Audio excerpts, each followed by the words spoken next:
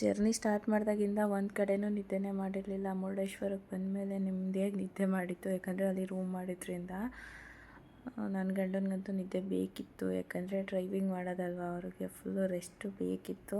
So ಬೆಳಗ್ಗೆ 9 ಗಂಟೆ ತನಕ ಎದ್ದೊಳ್ಳೆಲ್ಲ ನೈಟ್ ಬಂದು ಮಲ್ಕೊಂಡವರು.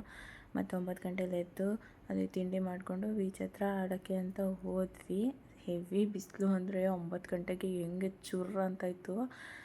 ನಾನಂತೂ ಬೀಚಲ್ಲಿ ಆಡೋಕ್ಕೆ ಹೋಗಲಿಲ್ಲಪ್ಪ. ಯಾಕಂದರೆ ಮೊದಲೇ ಫುಲ್ಲು ಟ್ಯಾನ್ ಆಗಿಬಿಟ್ಟಿದ್ದೀನಿ. ಇನ್ನೂ ಬಿಸಿಲಲ್ಲಿ ಹೋಗಿ ಇನ್ನೂ ಟ್ಯಾನ್ ಆಗಿಬಿಟ್ರೆ ಮತ್ತು ಅದಕ್ಕೆ ಎಲ್ಲಿಂದ ಕ್ರೀಮಿಗೆ ದುಡ್ಡು ಹಾಕೋದು, ಖರ್ಚು ಮಾಡೋದು ಅಂದ್ಬಿಟ್ಟು ನಾನು ಹೋಗಲಿಲ್ಲ. ಮತ್ತು ನಿದ್ದೆ ಸರಿಯಾಗಿರಲಿಲ್ವಲ್ಲ, ಮೂಡು ಕೂಡ ಚೆನ್ನಾಗಿರಲಿಲ್ಲ. ಇಲ್ಲಾಂದಿದ್ರೆ ಹೋಗ್ಬಿಡ್ತಿದ್ದೆ. ಹೋಗೋ ಆಸೆನೂ ಇತ್ತು, ಹೋಗೋಕ್ಕಾಗಲಿಲ್ಲ. ನನ್ನ ಗಂಡನ ಕಿವಿ ಪ್ರಾಬ್ಲಮ್ ಇದೆ, ಕಿವಿಗೆ ನೀರು ಹೋಗಬಾರ್ದು. ಆದ್ರೂ ಹೋಗಿ ಕಿವಿಗೆಲ್ಲ ನೀರು ಹಾಕ್ಕೊಂಡು ಅಲ್ಲೇ ಹೊಡೆದಾಗ ಆ ಕಿವಿನೇ ಕೊಟ್ಟಿದ್ದಾರೆ. ಹಿಂಗೆ ಕಿವಿ ಒಳಗಡೆ ನೀರು ಹೋಗಿದೆ.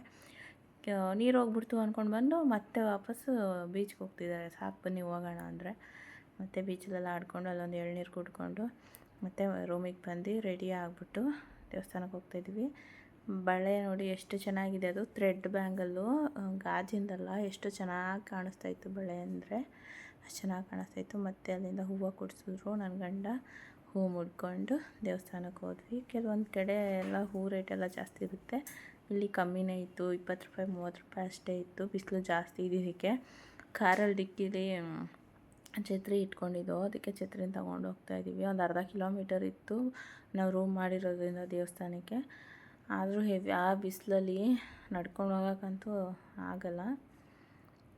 ಮತ್ತು ಅಲ್ಲಿ ಅನ್ನ ಪ್ರಸಾದ ಕೂಡ ಕೊಡ್ತಿದ್ರು. ಇದು ಯಾವಾಗಿಂದ ಕೊಡ್ತಿದ್ದಾರೆ ಅಂತ ಗೊತ್ತಿಲ್ಲ. ನಾನಂತೂ ದೇವಸ್ಥಾನಕ್ಕೆ ತುಂಬ ಸತಿ ಬಂದಿದ್ದೀನಿ. ಅವತ್ತು ಊಟ ಮಾಡಿರಲಿಲ್ಲ ಇಲ್ಲಿ, ಇವತ್ತು ಮಾಡಿದ್ವಿ. ಬಂದು ಕೈ ತೊಳೆಯೋಕ್ಕೆ ನೀರು ಕೊಡ್ತಾರೆ. ಕೈ ತೊಳೆದಿರೋ ನೀರು ಹಾಕೋಕ್ಕೂ ಒಂದು ಅದು ಬೇಷನ್ ಥರ ತೊಗೊಂಬರ್ತಾರೆ. ಮತ್ತು ಗ್ಲಾಸಲ್ಲೂ ನೀರು ಕೊಟ್ಟಿದ್ದರು. ಮತ್ತು ಪಾಯಸ, ಒಂಥರ ಪಲ್ಯ, ಅನ್ನ, ಸಾಂಬಾರು, ರಸಮ್ಮು ಎಲ್ಲ, ಮಜ್ಜಿಗೆ ಎಲ್ಲನೂ ಹಾಕಿದ್ರು. ಊಟ ಮಾತ್ರ ಸೂಪರಾಗಿತ್ತು. ನನಗೆ ಎಲ್ಲಾದರೂ ಬೇರೆ ಕಡೆ ಟ್ರಿಪ್ಪಿಂಗ್ ಹೋಗ್ತೀವಿ ಅಂದರೆ ನಂಗೆ ಹೋಗಿದ್ದ ಕಡೆನೇ ಹೋಗೋಕ್ಕೆ ಅಷ್ಟು ಇಂಟ್ರೆಸ್ಟ್ ಇರೋಲ್ಲ. ಬಟ್ ಮುರುಡೇಶ್ವರ ಅಂತ ಬಂತು ಅಂದರೆ ನನಗೆ ಯಾವತ್ತೂ ಬೋರ್ ಆಗೋಲ್ಲ.